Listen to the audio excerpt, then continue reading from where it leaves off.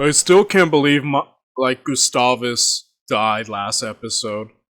That was insane to me. And now what's gonna happen? Are the Swedes just gonna leave? Like, their king's gone. They surely would need a new king now, and if the new king would even want to keep fighting, or are the Swedes just gonna dip out, kind of like what the Danish did? Like, bye everybody, good luck Protestants, like, you know? And if they're gone, who can stop? Wallenstein has proven to be now, he's the last remaining great general, like, Wallenstein. Like, who's gonna stop him? The Protestants are screwed. Let's find out, man. Let's find out what the heck's gonna go on. I don't even know who's gonna win this war. At this point, everyone's losing, because the land is destroyed. All the people dying. Like, at this point, even if someone wins, it's like, we've lost either way. Boy, I don't know how this is gonna go, but I'm excited. Let's get to it.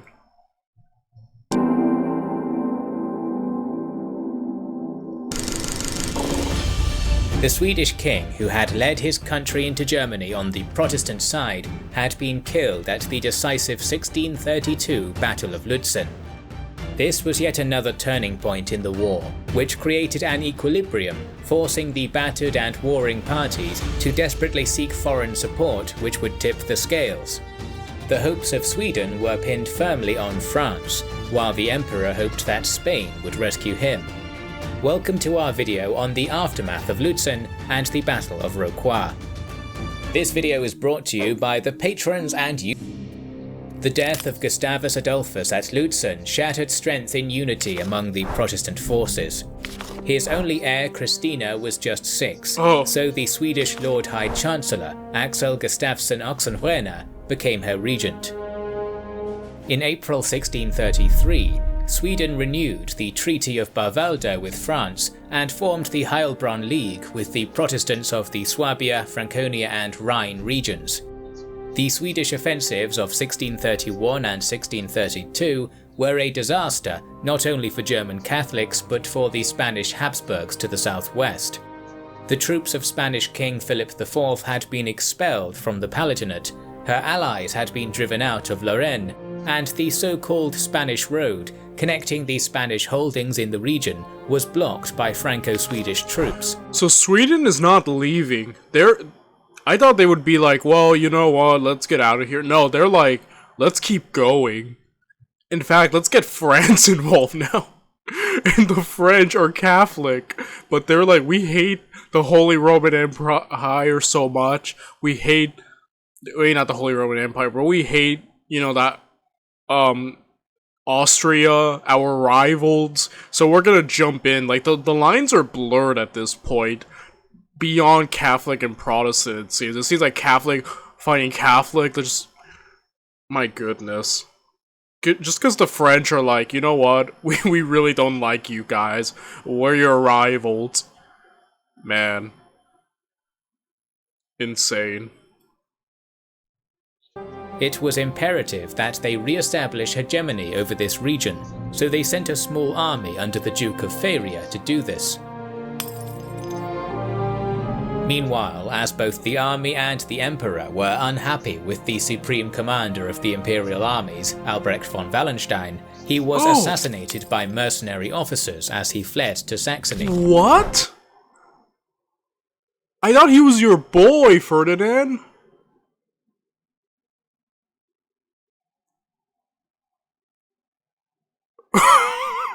What the Dude, I'm telling you, man.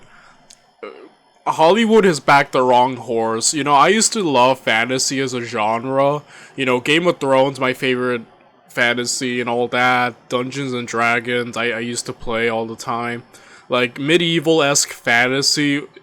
But, like, as I've gone through this channel's journey, I realized fantasy ain't got crap on real life. Real life, not only is it stranger than fiction, but it's just better. You can't predict these plot twists. Like, real life is cooler than any fantasy that any author could make up. I've heard it said that, like, the thing is about fantasies or like fiction, it has to have some type of logic. It has to make sense because, you know, people will critique your stories and tear it apart. Real life is not bound by that crap. Real life is like, we can do whatever we want. Anything can happen if we wanted it to happen. And I'm shocked. I thought with how much love and status Ferdinand gave Wallenstein in the beginning of this series, I thought he was his boy. I thought he loved him. I thought he was like, I'm backing you. I'm putting all my resources behind you. And apparently he wasn't satisfied after that battle, in which did kill Gustavus, and he just had him kill. There is no love. He never cared about him that much. At least until he stopped giving him his... Oh, that is so... Ferdinand is, like, awful. Oh my gosh. I can't believe that. Like, you shot yourself in the foot by getting rid of him. Wallenstein, I think without Gustavus around, could have been even, like, more of a threat to the Protestants. You shot yourself in the foot with that one, dude. Surely. I can't believe this.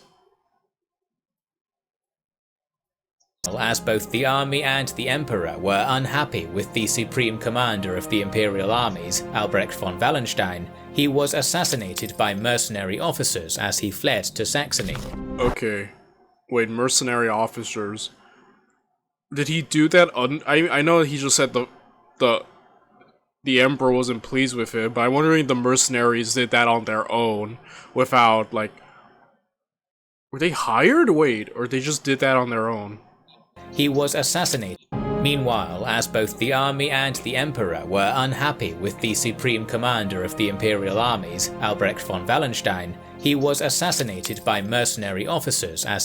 I needed to Google this. Okay, according to Wikipedia, the first thing that appeared on the thing, well, Wallenstein realized the war could last decades, and during the summer of 1633, arranged a series of armistices to negotiate peace. These proved to be his undoing, as plotters accused him of treachery, and Emperor Ferdinand ordered his assassination. If this is wrong, go yell at Wikipedia, not me. But, I can't believe that. Oh my goodness. As he fled to Saxony. The imperial army was now under the command of the emperor's son, Ferdinand of Hungary.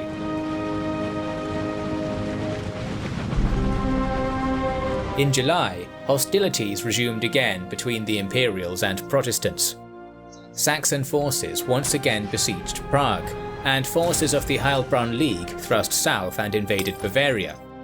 Meanwhile, the Imperials recaptured Regensburg and Donauwörth before putting the Protestant city of Nördlingen under siege. 15,000 Spanish reinforcements under the Cardinal Infante Ferdinand marched north from their Italian holdings, joining with Ferdinand of Hungary on the 2nd of September. On the 6th, the 33,000-strong combined Spanish... Look at John. John keeps jumping back between Protestantism and Catholicism.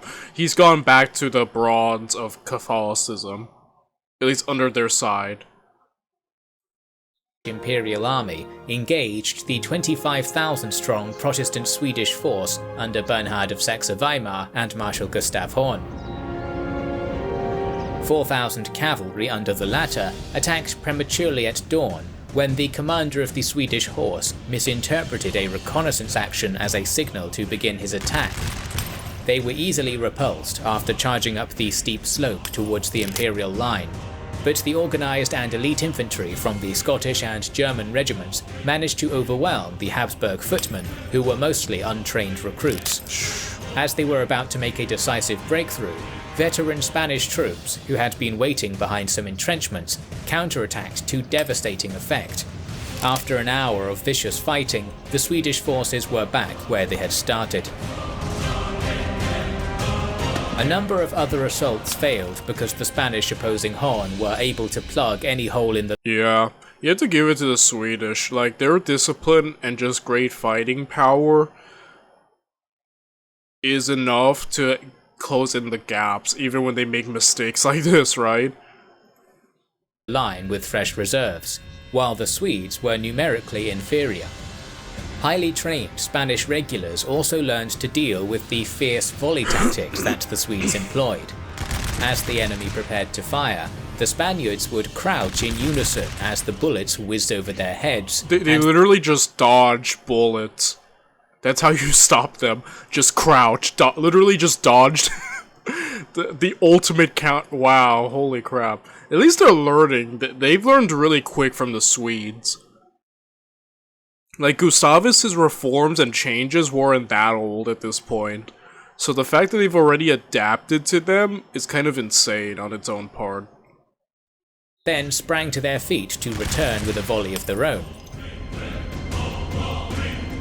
On the left, Bernhard sent some cavalry to assist Horn on the other flank, while the rest of his horse was ordered onto the plain to distract the Habsburg forces opposite. It was a move to prevent them from assisting their allies. However, Horn's line began to falter at around 10 AM, and he began to withdraw behind Bernhard. At the same time, Italian cavalry under Duke Charles of Lorraine attacked and the Swedes routed. By the end of the day, the Swedish army had lost more than 20,000 troops and ceased to exist.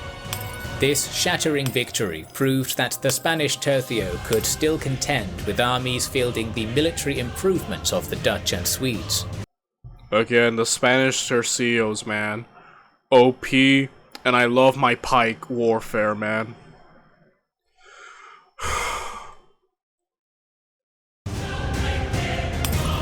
My goodness. This defeat, alongside the one at Vilstedt. Yeah, so like I said, I love my pike and shot warfare. I love pikes. The Spanish tercio is like the final evolution of pike. Well, granted, no, the Sweden actually, the Swedish actually used the pikes even into like, you know, the Great Northern War. But like I said, I love pikes. They're my favorite weapon. And the Spanish tercio was an evolution of pike warfare. So, OP, that's what made the Spanish, like, at one point, the strongest nation of Europe because of their tercios. So I'm happy to see it. Eventually, I think guns, you know, and the bayonet eventually did away with it. Unfortunately with pikes, but again, I'm still happy to see it still around. Because the pikes proved to be the king of infantry weapons, even through the late medieval through Renaissance era, so I don't know. Whew. But yeah, now the Swedish are like on the back foot, right? Like, unless they get some guy to now take control, but then again, their monarch is like a 6-year-old girl now, and under, you know, under a regency, so I don't know, man. It ended Swedish participation as a major combatant for the time being, and forced its contingents to retreat north, which in turn forced the Protestant princes to sign the Peace of Prague in May 1635. This ended the state of war between them and the emperor, who revoked the Edict of Restitution, granted amnesty to his former enemy countrymen, and combined the Protestant and Catholic armies into an army of the Holy Roman Empire. The Peace of Prague brought the religious nature of the conflict to a close. There are times where I'm like, this should be over, right? Like, after the Battle of Whitehill, where, you know, Bohemia was humbled, I was like, surely that's over, and then it keeps going, and this is another point, I'm like, alright, the religious aspect, which is the cause of everything, is done. Surely it should be over, right? And it's like, no, we've got like 10 more episodes. Like, the thing is, they opened Pandora's box with this, Ferdinand. By not nipping it in the butt earlier, you got the rest of Europe. You have Swedish around, you have the French. I think he may have opened Pandora's box, and now he can't close it. The thing has escalated to a European conflict. The Spanish are involved, like, I think I don't think he can end it now. I think it's gonna keep going. It has to, right? Peace, however, was not to be. On the 19th of May 1635, France declared war on Spain. Oh my goodness. It is key to note that at this point, the French declaration was against Spain, not formally against the Empire, and was initially intended as a limited and indirect intervention. Initial French involvement during 1635 was a complete disaster, as they faced veteran armies who had been fighting for years, even decades. A Franco-Dutch campaign into the Spanish Netherlands was a total failure, getting bogged down at Namur. On the Rhine, the armies of France suffered the same fate. Still, French minister Richelieu used every diplomatic trick to create proxy wars against Spain, as Savoy and others attacked these Spanish holdings in the south.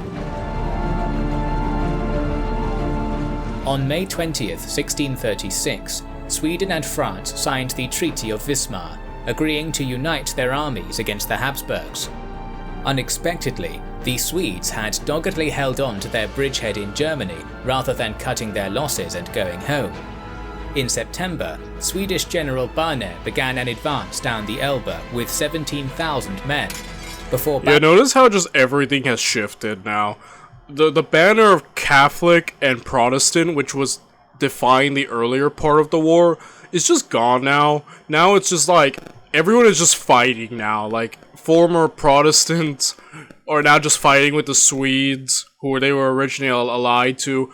The French, who are Catholic, hate the Habsburgs, who are also Catholic, so they're fighting now. Spain, like, I'm telling you, it's just riddled now. Everything has just, the veil has been torn, and now it's just, the lines have been blurred. Everyone is just fighting. Now it's just the French and the Swedes, the Swedish versus the Habsburgs and the Spanish, essentially. Habsburg, Spain, whatever, you know?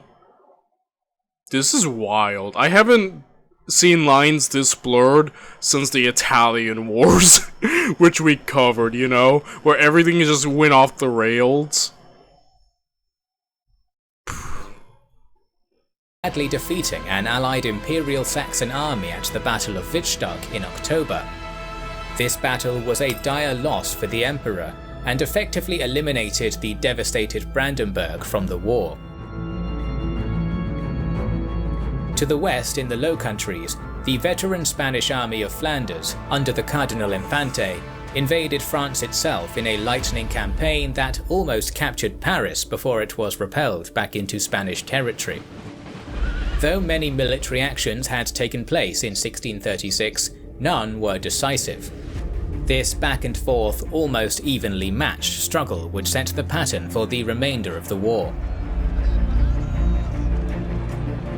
Another death in 1637 stood out among the hundreds of thousands of casualties. Ferdinand II, the man who had arguably started the whole catastrophe with his policies, perished in February at the age of 58. He was succeeded by his son, who was enthroned as Ferdinand III. Alright, that's a pretty big loss right there. At this point, it's already past Protestant and Catholics, but I'm wondering how Ferdinand III is gonna do.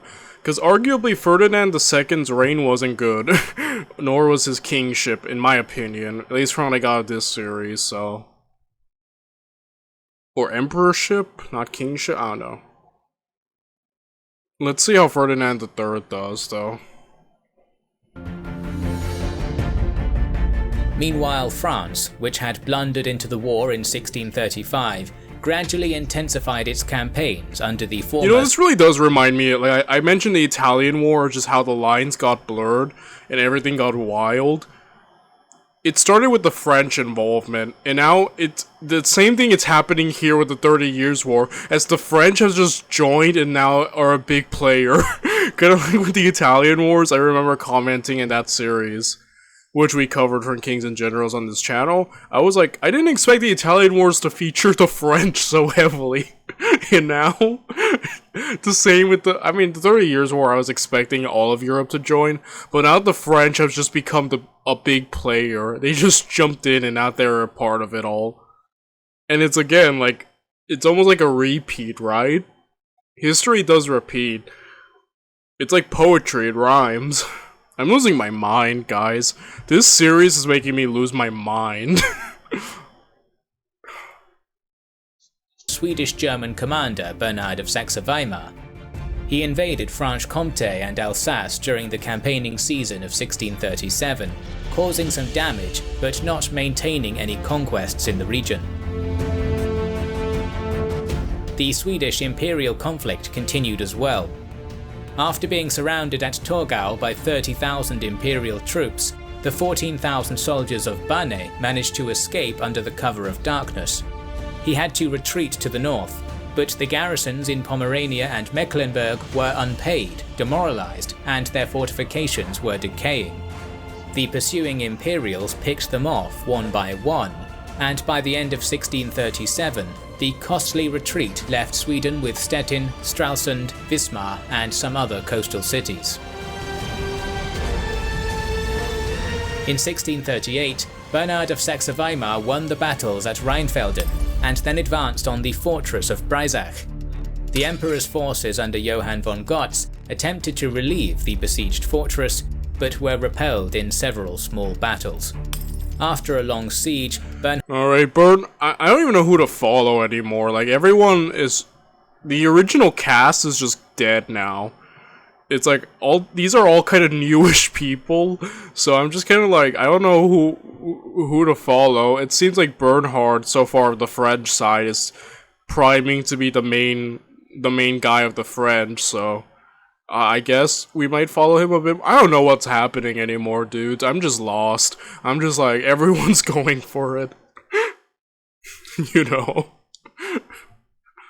Oh boy, I'm losing my mind. My goodness, I love this series. This series rocks. Bernhard took Breisach after starving it out. On the Swedish front, Bane had received reinforcements, broke the imperial cordon, and advanced into Saxony. Zwickau and Chemnitz fell quickly, but Freiburg resisted. I'm so surprised the Swedish are still going for it. They're still fighting. Obviously, they're being driven by, like, their alliance with the French and in their mutual disdain for the Habsburgs, but I'm like, what's the goal? Like, how much territory do you want? What's the end game?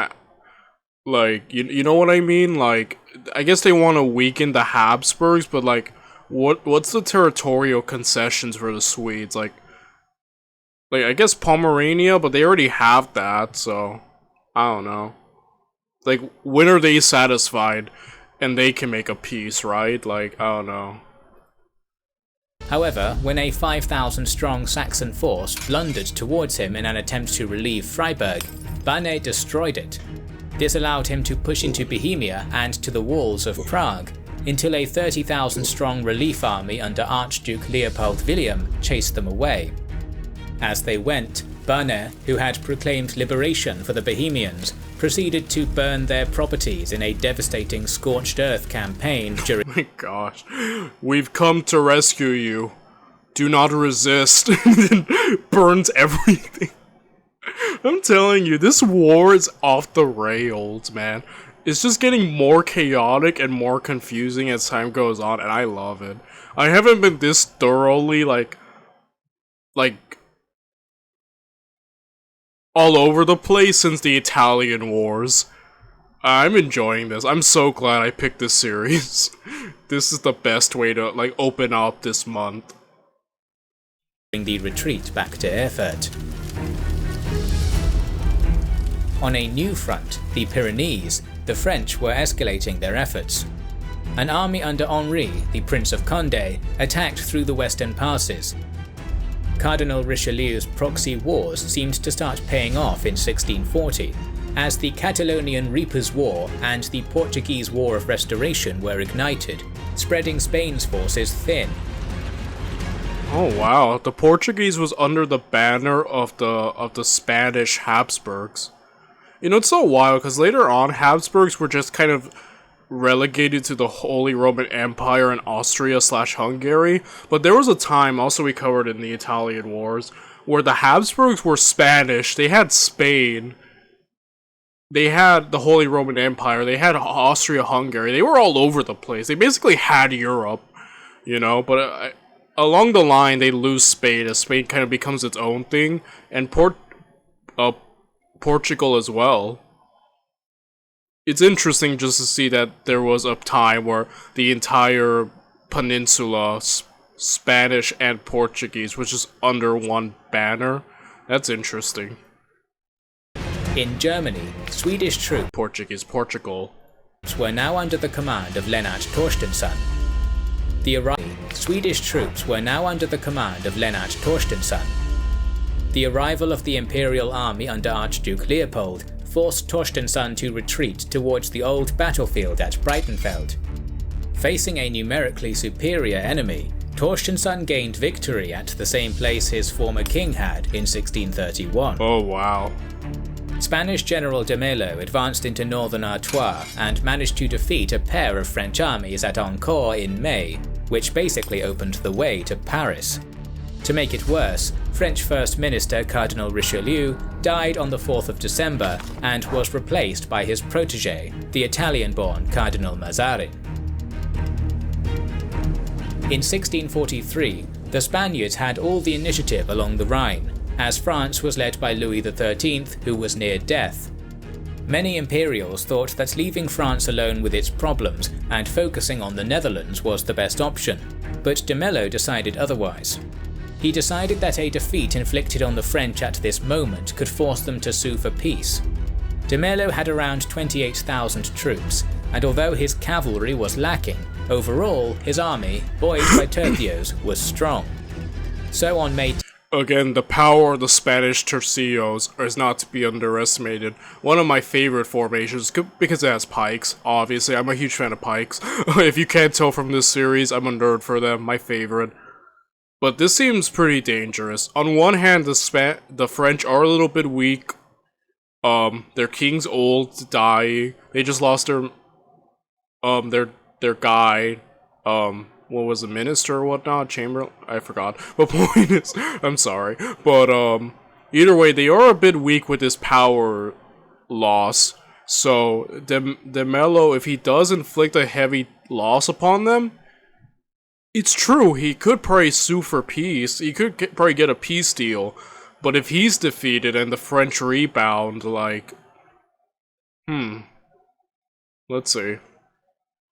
10th, he crossed the French border, planning to take the small but strategic fortress of Rocroi, defended by a garrison of 1,000. He sent the Imperial commander Beck with 5,000 troops to take the fortress of Chateau Regnault and strengthen the left flank of his main army. Command of the French army on this front was entrusted in Louis II de Bourbon, Prince of Condé, and he had around 21,000 troops. This member of the ruling dynasty was just 22 at the time, but had already proven himself to be a cunning commander. Confident in his abilities, he marched towards the Spanish army. Alright, young man, show me what you've got. Like, a youngster, but, let's see what he's got, honestly. Like, is he gonna be a new genius for the French? Like, let's see. Meanwhile, the Spaniards encircled Rocroi on the 12th, and by the 17th were ready to assault it. However, by the morning of May 18th, de Mello was informed that Condé was in the vicinity. Rocroi was on an open plain, surrounded by forests, swamps, and cultivated fields. To reach the plain and lift the siege, the army had to go through a narrow defile in which the excellent French cavalry could not form up. News had just been received of the death of the king, and that meant that France could not afford a defeat. The cautious among them advised not to attack directly, but to bypass the enemy and cut his communications. Condé decided against this caution, and his troops started to march through the narrow pass. This was risky, as the Spaniards could have blocked this advance entirely by placing a small contingent at any part of the defile. According to some sources, de Mello was informed of the French march too late. However, others claim that the pass was left undefended deliberately, as de Mello was sure that his troops were superior, and defeating the only French army between him and Paris was a worthy strategic goal. Again, the French can't afford a major loss. Their king is dead. The power exchange of France is completely altered now. The structure. If de Mello can get a major victory, it seems GG, right? Peace, no doubt. But, we'll see, man. I don't know. We'll see if this young man can, like, accomplish this, Louis. We'll see if he can accomplish it, man. If he can, then we'll see, man. Allowing the French to cross the defile was also a good idea on a tactical level, as their army would have a hard time retreating through the pass if the battle was lost. Thus, de Mello left a small group under Suarez to watch for the garrison of Rocroi, sent a messenger to Bec to reinforce him, and moved to the south to wait for the French. By 4 PM on the 18th... Again, just the way everything has changed is so wild to me. Like, now the French are just the main focus out of nowhere. This is just like the Italian wars. Just now the French are the main characters.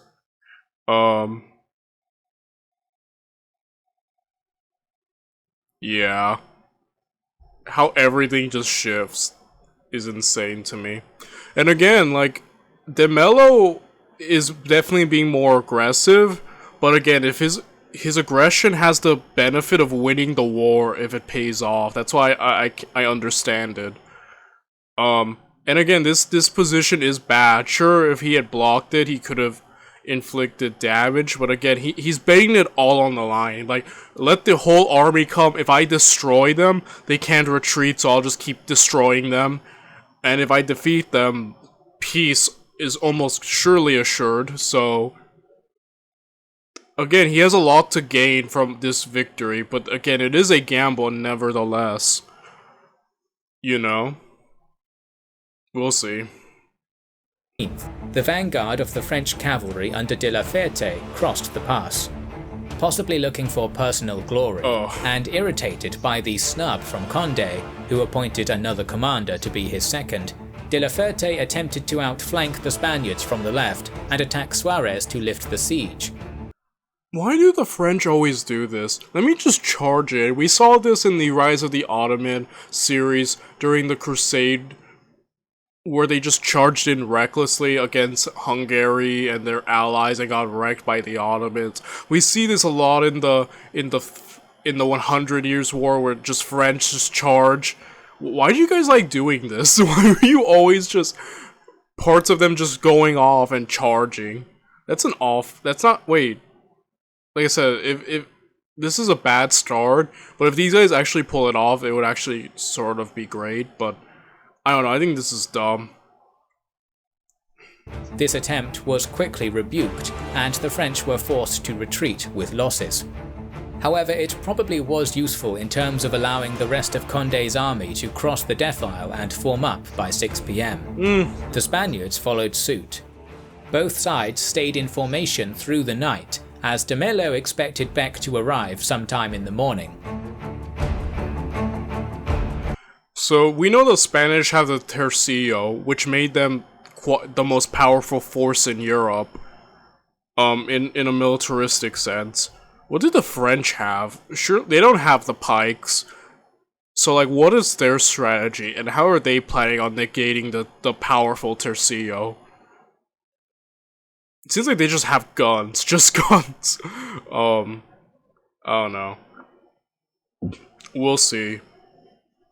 We're a bit ignorant of the French army composition.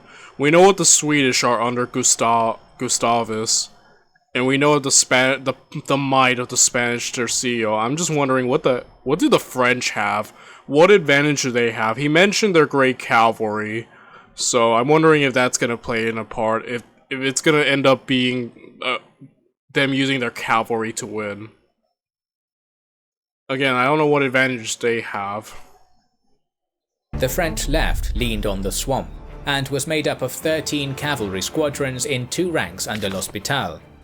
The right was resting on the edge of the forest, and was led by Condé himself with 15 cavalry squadrons in 2 echelons and a small musketeer battalion reinforcing the first echelon. The centre, commanded by Despinon, had 2 echelons of infantry totaling 15 battalions. Condé had his 14 artillery pieces in front of the centre, with his reserve, commanded by Desiraux and consisting of 4 cavalry squadrons and 3 infantry battalions, placed in the rear. Unlike the Spaniards, whose infantry fought in tercios, the French infantry battalions fought in a line formation. The Spanish army mirrored the French, with cavalry on the flanks and infantry in the centre. The right was led by von Isenberg, with 14 squadrons across 2 ranks. De Fontaine, who was too old and was carried on a chair, commanded 8 tercios in the first line and 10 line battalions in the second and the third, with 18 cannons in front of them, while the left under de Albuquerque consisted of 15 squadrons formed in 2 lines. De Mello also sent a group of 1,000 soldiers into the forest to his extreme left to keep the superior French cavalry in check. At 3 AM, a Spanish deserter surrendered to the French and informed Condé about the ambush in the forest and that Beck was yet to join the main force. The French leader decided that he needed to attack before de Mello was reinforced, and also sent Just random desert. That's great luck there. But just a random deserter just showed up and told him what needed to happen. Talk about luck. part of his reserve to the forest, hoping to surprise the Spanish ambush. At 4 AM, Condé's artillery opened fire, and the Spaniards responded, but the visibility was too low, and these volleys caused minimal casualties. Seeing that his Spanish counterpart was not rushing into an attack, the French general commanded his wings to advance an hour later. De la Ferte, who was leading the front echelon of the French left, ordered his cavalry into a gallop, but that was another mistake, as darkness and soft soil slowed down some of the squadrons. By the time the echelon engaged the enemy, the French were in disarray. Von Isenberg's cavalry, which was trotting and therefore able to keep the line intact, was able to stop the erratic rush of the French and started to push it back, killing many and taking de la Ferte prisoner. The first French echelon was forced by the Spaniards into the second, commanded by L'Hospital. Those who weren't killed immediately retreated to the forests in the south and west. Von Isenberg now sent part of his first echelon to chase the enemy to the south, focusing the majority of his wing on the French infantry in the centre. Bad opening from the French. That their left cavalry blundered so many times. My goodness. Simultaneously, the right flank of the Spanish centre joined this attack, and the first line of the French infantry was forced to retreat with heavy losses, which allowed the Spaniards to capture some of the French cannons. By 6 AM, it seemed like the French had already lost the battle. Certainly, look at that. That's an awful beginning. And again, the French so far, the only advantage I'm getting from them is that they have better cavalry, but their left cavalry was just completely destroyed. So I'm like, again, like how are you gonna pull this off? However, the situation was different on their right. Between 4 and 5 AM, the French counter-ambush destroyed the Spanish unit hiding in the forest and took its positions unbeknownst to de Mello. Wow. Condé formed his 2 cavalry echelons into one. He literally Uno reverse card them on the right. He's like, no, I'm gonna sneak attack you. Dang. On the go, and attacked the Spanish left. The Spanish managed to stop the French cavalry units on the extreme right, but did not recognize that this opened up their flank to Condé, who immediately used this opportunity to inflict heavy casualties. The 2nd Spanish cavalry line joined the fray alongside one of the tercios in an attempt to form the right flank for the 1st echelon, but that proved to be a mistake, as the French ambush troops attacked this united line from one side along with the infantry supporting Condé from another. Oh my gosh, completely got them. Almost surrounded. Wow, okay, strong opening on at least the right. The left was a complete disaster, but the right, though? Alright, Condé. Alright, Condé, smart move. The Spanish were crushed by this attack from 3 sides. The cavalry managed to escape, while the infantrymen were killed on the spot.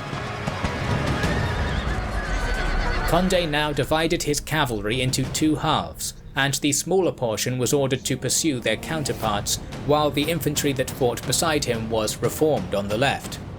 These infantry units attacked 2 Spanish tercios on the left of their centre head-on, while Condé's horsemen charged into the flank of the 2nd and 3rd lines, quickly destroying the infantry there and continuing their flanking attack. Oh my gosh, dude. The flank, the oldest trick in the book, and still the most effective.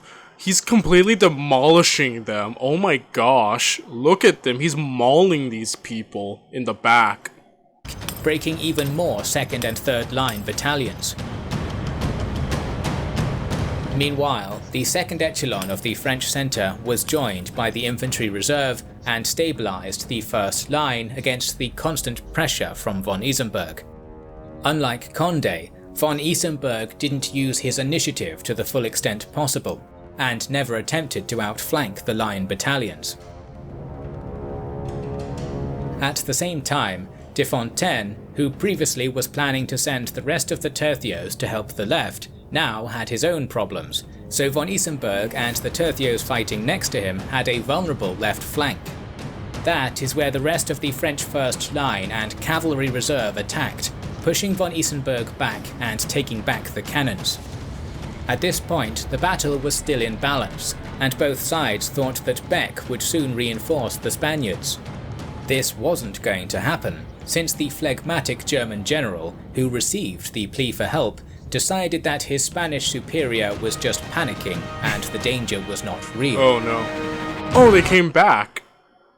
Alright, the cavalry of the left that got destroyed. I know some were being hunted down, but I guess the others who weren't are just gonna show back up now? Von Isenberg's situation was about to get critical. First, L'Hospital and the portion of his cavalry which retreated to the forest in the west managed to reform and attack the Spaniards from the left. The Spaniards were pushed back, but kept their cohesion. However, by... And look, Louis is just... he destroyed the 2nd and the 3rd lines just like that. Okay, I'm seeing the power of the French cavalry, because look, he just... insane.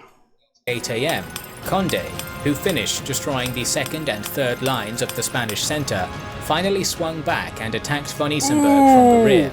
Ooh, oh my gosh, this is like Cannae all over again. He's about to be completely surrounded. The surrounded troops were overwhelmed in a matter of minutes. Seeing all that, de Fontaine ordered his 5 remaining tercios and the small groups of Spaniards who survived to form squares to defend themselves. The Spaniards probably had a chance to retreat before Condé reorganised his army, however de Fontaine still hoped that Beck would reinforce him, and trusted that his tercio squares were impenetrable. Oh no. Okay, he's not taking the Beck ain't showing up and he ain't taking the opportunity to get out. That's a disaster waiting to happen. Condé also thought that Beck's arrival was possible, so he did his best to reform his troops as quickly as he could. Indeed, by 8:30 AM he was ready to attack. Over the next hour, the French attacked the enemy squares from 3 sides thrice. Although their commander was killed and they bent under pressure, the tercios didn't break. However, all the Spanish... Again, the tercios, man, I love this formation. One of my favorites of all time. And again, the square formation of pikes and stuff. Wow. Guns were now in French hands, oh, crap. And the latter also managed to bring their guns closer. So is he about to use an artillery to break the squares? If so, genius. The situation was critical. To the north, a small Spanish unit blockading the fortress attempted to retreat, but was caught by the French cavalry and annihilated. The Spaniards were almost out of ammunition. They were enveloped on all sides, so their new commander Mercador sent a message to Condé offering surrender, and the French leader rode towards the tercios to accept the capitulation personally. Not all Spanish units were informed of this, though, so in the chaos, the front units of the Spanish tercio opened fire on Condé and his escort, thinking that it was a new French assault. Condé survived, and the French, angered I thought Condé was about to die right there. Wow. by what they perceived to be a betrayal, attacked the tercios for the fourth time, and this time they were joined by the cannons shooting at the enemy point blank. French and Spanish sources differ at this moment of the battle. The former claim that every remaining Spanish soldier was either killed or surrendered, but the latter state that only 3 out of 5 tercios were destroyed and the remainder were allowed to retreat with their weapons and banners intact, as Condé was impressed by their gallantry or just didn't want to lose more troops. In any case, by 10 AM the battle was over. The Spaniards lost anywhere from 8 to 12,000 troops, while the French casualties were below 5,000. The myth of Spanish tercios' invincibility was destroyed. Wow. You have to give it to him, like, I feel like the real defining parts of that battle were Beck not reinforcing the Spanish, that was the big one, and also, that deserter who helped tell the snake attack. I feel like those two factors really did help a lot, but not to take away anything from Louis, man. I think he conducted that battle as well as one could possibly conduct. And I don't mean to take away or try to make his victory seem lesser. It's not. I'm sad, because I said I love pikes, guys. Pike formation, so seeing the fall of the tercios does kind of break my heart. But again, now the French have become such a pivotal player, seemingly out of nowhere. Insane. France was saved, for now, both due to Condé's genius and the tactical mistakes of his counterparts. Wow. With the victory at Rocroi, the doors to the Spanish territories were open. But will France be able to capitalize on this? We will find out during the next episode of our series. I need to leave really quick, I have somewhere to be, so I'm gonna end the video a little abruptly here. I'll see you guys tomorrow. Bye everyone.